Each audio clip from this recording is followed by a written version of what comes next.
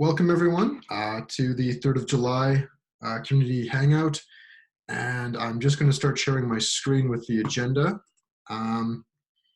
So it really is just a question of going over what we'll be doing at the Roots use case workshop tomorrow. The reason that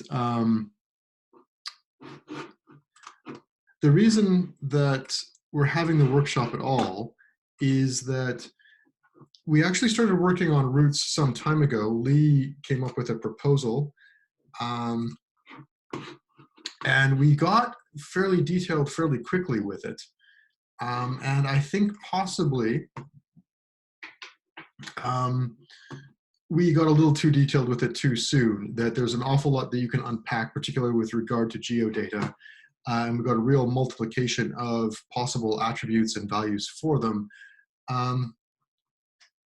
So in a sense, we're kind of rolling back. We've done all of the hard work in a sense. And so now it's a question of figuring out what we actually need to support out of all the very many good suggestions and well thought out suggestions that we've had. So if I can just give you the slides there.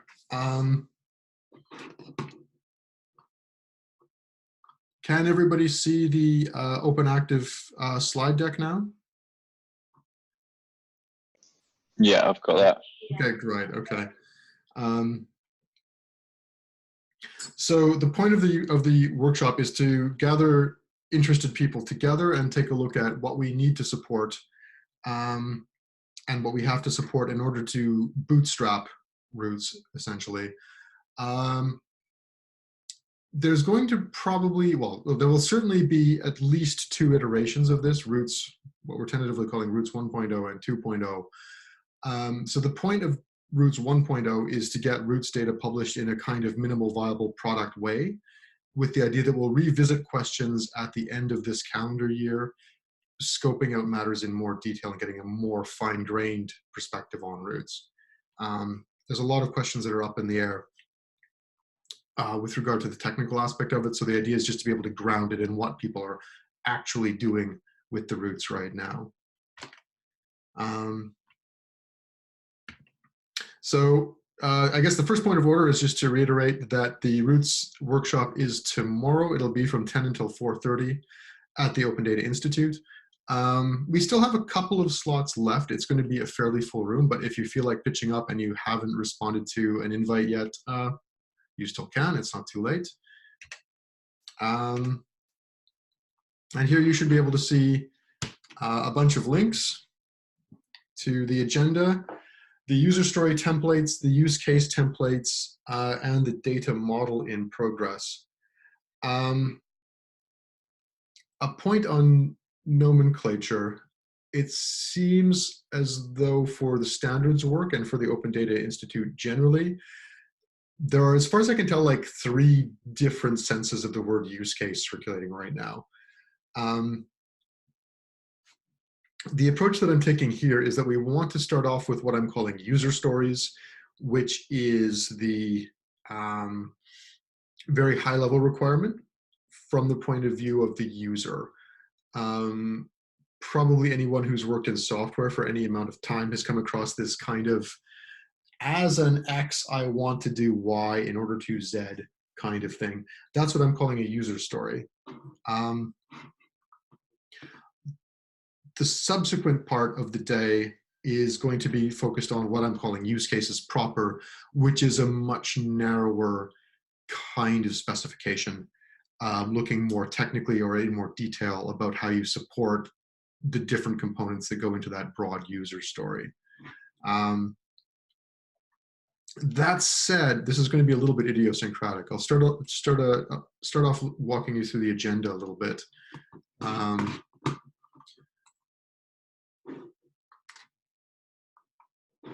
So goals, a clear, concise set of use cases for the first Roots specification and initial scoping of use cases for the second iteration of the Roots specification, Roots 2.0.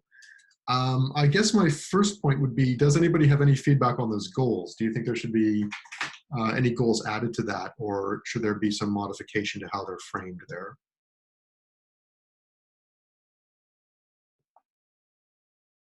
or indeed feedback on the general approach. If you think, oh my God, starting with use cases, what a nightmare. Yeah, do, do let us know.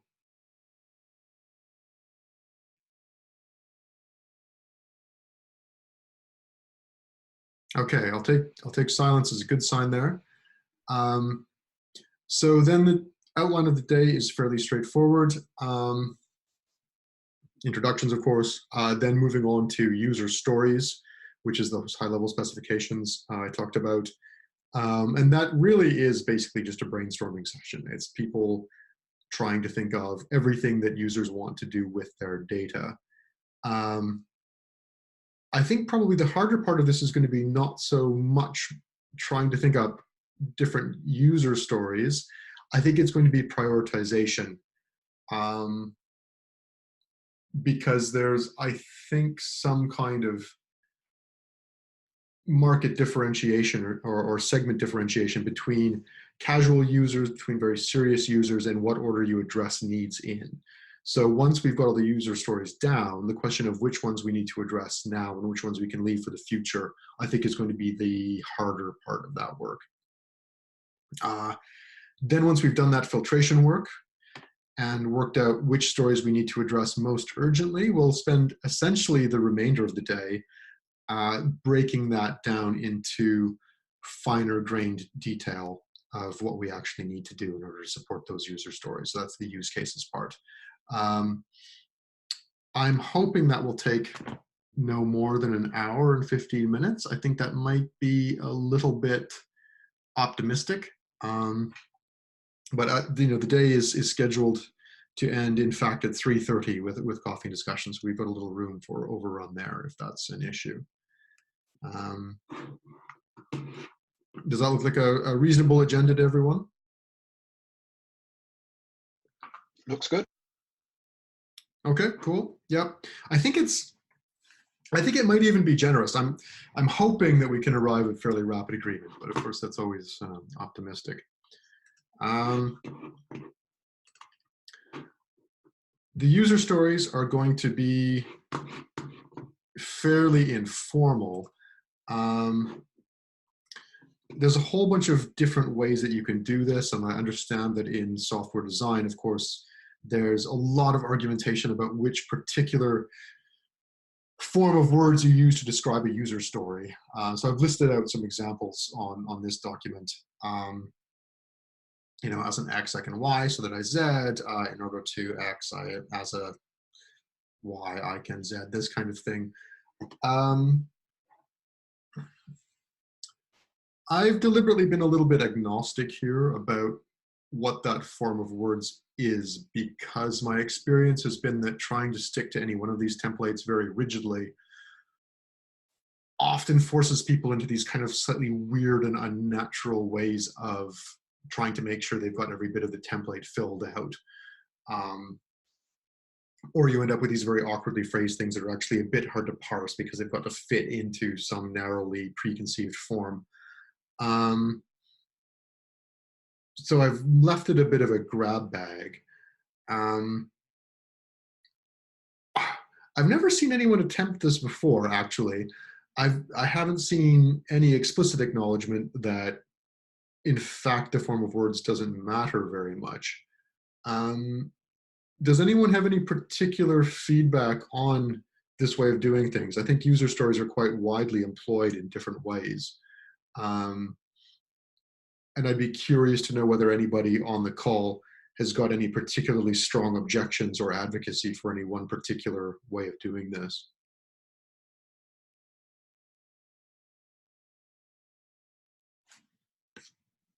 Okay, I'll take it. That's a no. Where things get, I think, a little bit stranger or a little bit off the beaten track is actually with the use cases. So user stories are quite broad and they're easily formulated in natural language. Getting the more specific requirements out of that and breaking them down, I think, is a little bit difficult. In software design, there's a lot of methodologies for how you do that.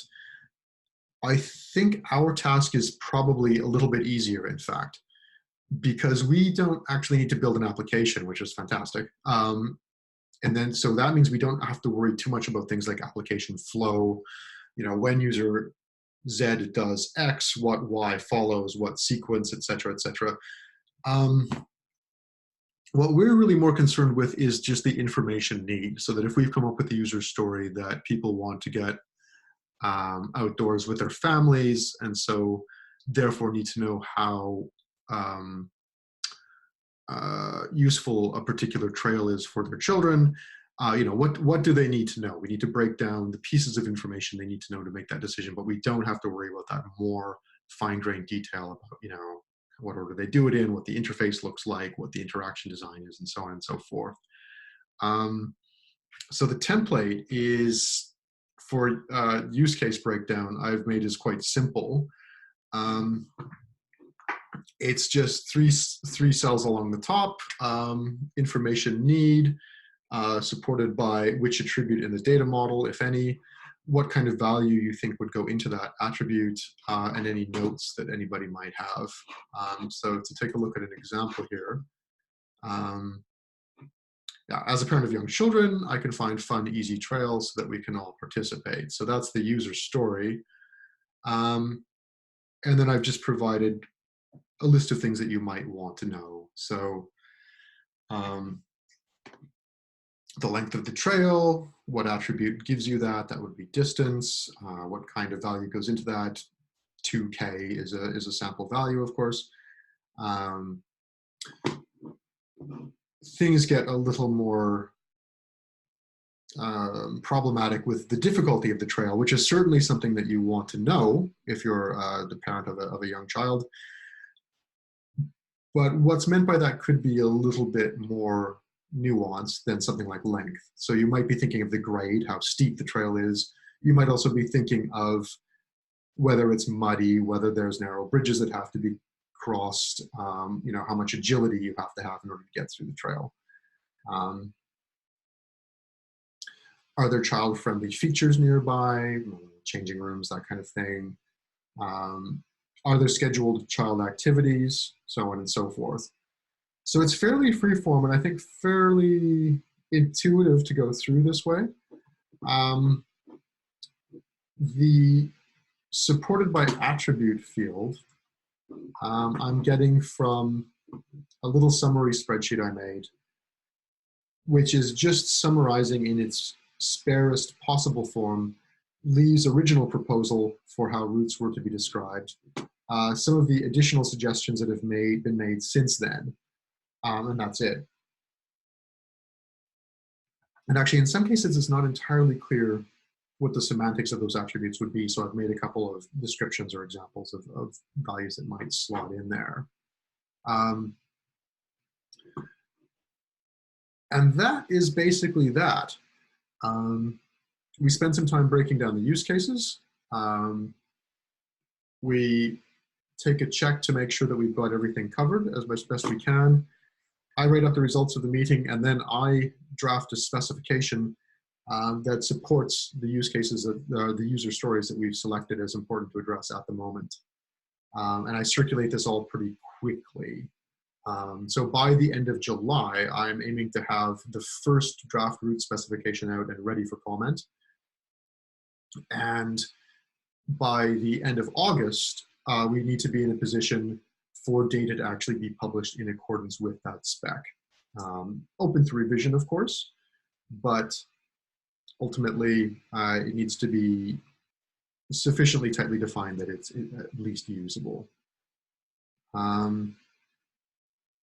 So that is about it, actually. Are there any comments on any of the above? Or any of the preceding, I should say.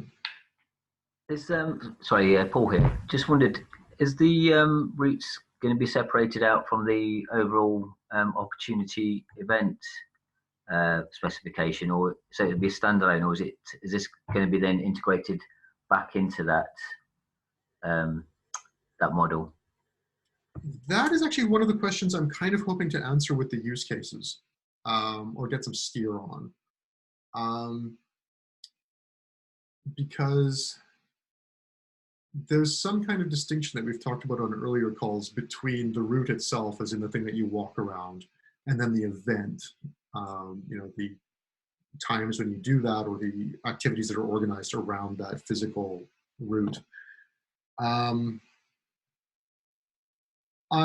not sure how much we want to encode that distinction, or where we want to encode that distinction. And so I'm hoping that getting a kind of pragmatic steer on that will help make that decision easier, basically. Okay, thanks. Do you have thoughts on that you'd like to share, or are you happy to review later? My personal preference would be it'd be separated out, and then maybe there'd be an attribute in the model to point to that endpoint of that particular route, something like that. That would be great, because then you could basically mash up a lot of different routes to create bigger routes as well, or more complex or varying routes of difficulty, or urban versus rural, that sort of thing.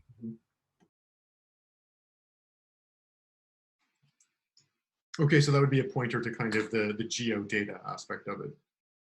No, it'd be pointed to the route object, or so you've got the specification which outlines what the template is, or what the class is, and then you'll have an instantiation of it, won't it? So it'll actually, that particular route will live at an endpoint which you can then easily reference. Oh, okay, I see what you're saying. Right, so you'd like to be able to get a sort of feed of routes, or a particular URL for the route. Yeah, so you could have, I guess, excuse me, an opportunity model event which actually points to a couple of different routes, because it crosses, or it's I suppose a marathon might be one, or a I'm trying to think of what it is. There's a run that happens every year from, I think, London, or every 2 years down from London to Brighton, and it's over 2 days. It has a number of different routes that you can take there. So you could mash those together, but or you might, I suppose, what's the other one, like an Ironman or a triathlon? You might have different routes that they could take there as well. So there might be an event, but it can point to the different parts of the routes, so people can get an understanding of how that part of the route will be formed. Will it be difficult? Will it be hard? How long is it? Are there any sort of safety concerns around that particular part of the route? Okay, so how does this differ from, or how does this relate to the idea of segmentation? Is it that you could compose a route out of multiple different segments? Yeah, so back in the, I think it's on GitHub, I think it's 108, the issue there, we talked a little bit about there. Okay. Way that you could do it. It's just, it wasn't clear how you were going to take it forward. So, that gives you an opportunity to do it that way, I guess. Okay, yeah. I mean, as I say, it's really about getting the user stories to maybe guide some of those decisions. It's not going to give us complete guidance. So yeah, how you compose one route out of multiple smaller parts of a route is probably something that this isn't going to address. Might give us a sense of priority about whether we do this now or whether we do it in 5 or 6 months' time. But yeah, we can certainly review that in light of what we need to do right now. Could I give another use case? Yeah, absolutely. Yeah. So that is very much, there's an array of routing data, and then opportunity data any given set of opportunity data can reference a bunch of route data, possibly mixing and matching in different ways. The counterexample I've got is if there's a route which has events on at certain times, so it might be very busy.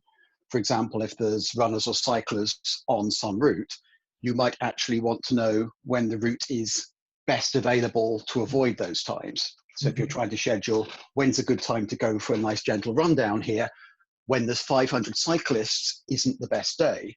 And that's the counterexample of, from that perspective, you really want to go to the root and say, what's on here? It may still be better to put that all in opportunity data, and the reference is, you need to go to this bunch of opportunity data feeds and then pull out to work out which reference the root, and then distill it down to find out when it's available. But that was a counterexample. Okay, right. Well, I suppose what this points to is, yeah, the need to be able to cross-refer easily. That, and it's a little bit hard to know what lives in the opportunity and what lives in the root. But you'll need to be able to dance back and forth between those two things. Yeah, I don't think you'd ever want to get those two things absolutely separated. You have to be able to link between them.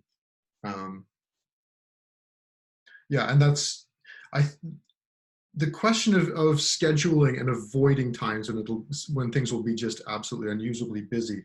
I think that's already come up on the issue, hasn't it? 108. But so if you could, well, you were going to be attending the workshop tomorrow, weren't you? Yes, very much so. Right. So yeah, maybe we can re-raise it there. But if you want to comment on the issue as well, that would make it nice and visible to everybody. And sorry, I'm just going to pause for a moment because I just got a ping from Lee, and I'm not too sure if he's commenting about this call itself. Hold on just one second.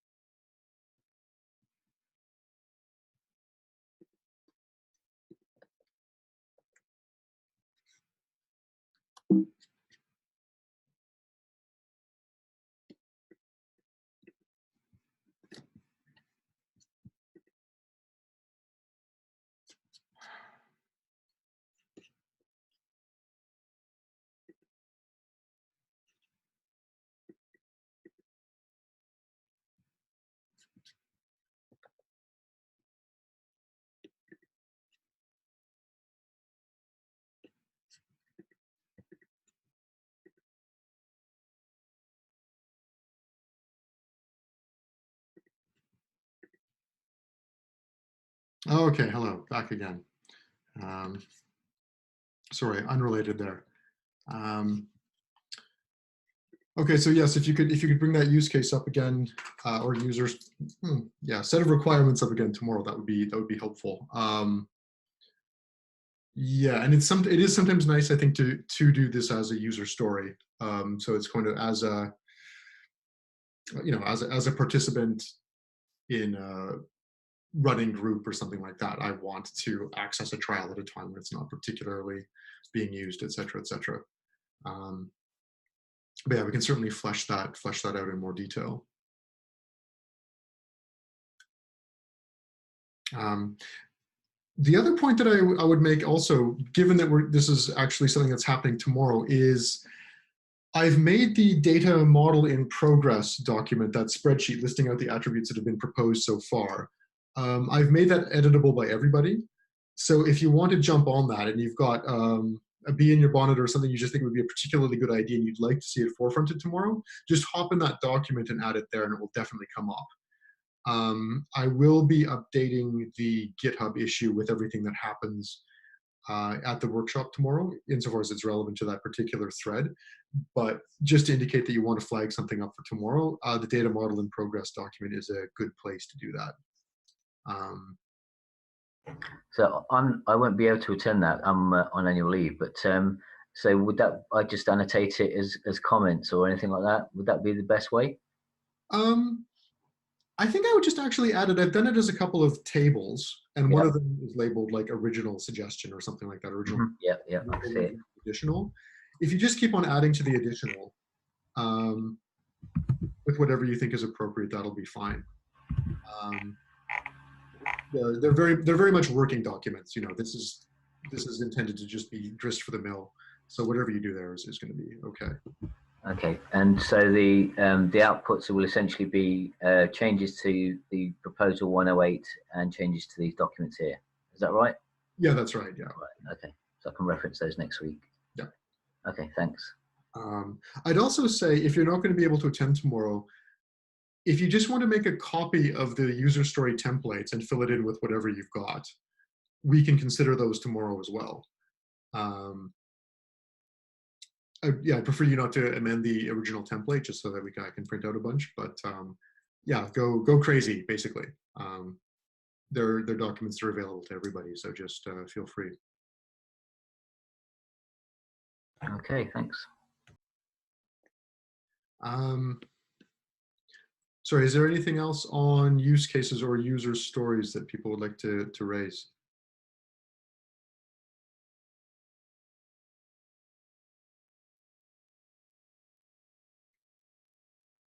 Okay, great. The other point that I'd like to make, now this is more about prioritization than anything else, but I think it's worth bearing in mind. So a couple of calls ago, I mentioned the possibility of looking at market segmentation on this, in that, broadly speaking, there's at least sort of two groups of people that we're catering for. And one is people who are probably not terribly active or not active very often, or maybe are never active and would like to become so. And then there's another group of much more hardcore enthusiasts who are already quite committed and want more information about things that they're already doing. But that was more of an intuition than anything else. So I talked to Izzy at Sport England and put out an open call on the mailing list about market research or market conceptualizations that we have. And it seems like the most influential document in that area is something called Getting Active Outdoors, which Sport England worked with the Outdoor Industries Association on. So that gives a fairly fine-grained market segmentation. I think there's 8 groups that it looks at there, and also looks at people who fall out of those groups, the people who are not that active, who are prevented from or do not have the motivation to get active outdoors. And those questions are delved into in a little more detail in the report that I've linked to here, the annual monitor of engagement with the natural environment that the government commissions. I think it would be useful when we're looking at user stories to think about which group of people we're catering for, just to make sure that we've got pretty good coverage, that the groups of people listed in the Getting Active Outdoors segmentation are quite diverse. And I don't think we have to cater to everybody, but I think if we find that there's some particular group of people for whom we're not catering, we need to be aware of why we're not doing that. And the answer could be they already have all the information they need, they're already quite active, they aren't interested in this kind of information, whatever, but we have to just be aware of their existence. The other thing I think that's worth bearing in mind from an OpenActive perspective is that OpenActive's primary aim is to help people who are at the lower end of activity become more active. It's about making it easier for them to get over that threshold. So it's worth looking at the why not sections and the impediments and barriers section of the monitor of engagement, to make sure that the user stories and use cases that we're coming up with address some of the issues that are flagged up there, because there's some value in us addressing the needs of people who are already quite active, but that's not where the clearest big wins lie. So it'd be helpful if you could review that, and there'll be some time to review that tomorrow at the meeting. Are there any other documents I should be adding to that list? I didn't.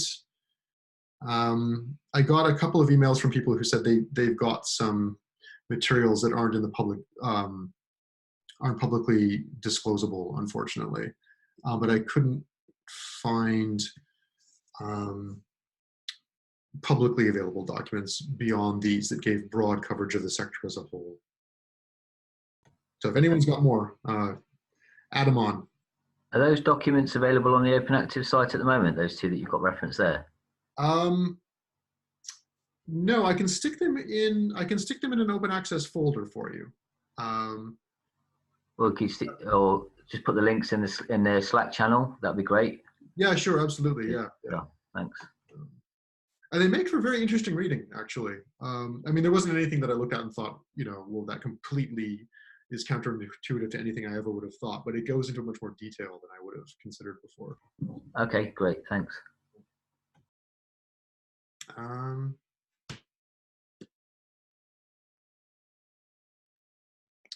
Okay, and that's about it for the agenda tomorrow.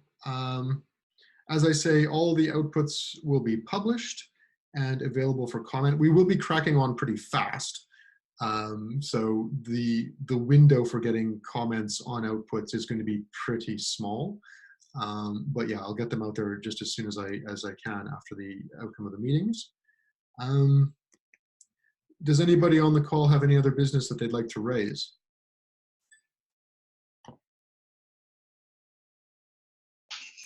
No, all good from my end. All good from your end? Cool, good. It all sounds good. Oh, hi, Nick. Glad you joined us. Sorry, there's just one other slight point that I've just would flag up for attention. It's nothing urgent, but the difficulty level discussion has been rumbling along for the last month or so. How it relates to roots is kind of an interesting question. Difficult root is not quite the same thing, perhaps, as a difficult physical activity. So if you've got any thoughts on that, and how you would prefer to see roots address difficulty level, add them onto issue, either onto the roots issue or onto the difficulty level issue. That's issue 82, just to get your thoughts out there, because that will get folded into the spec over the course of the next month.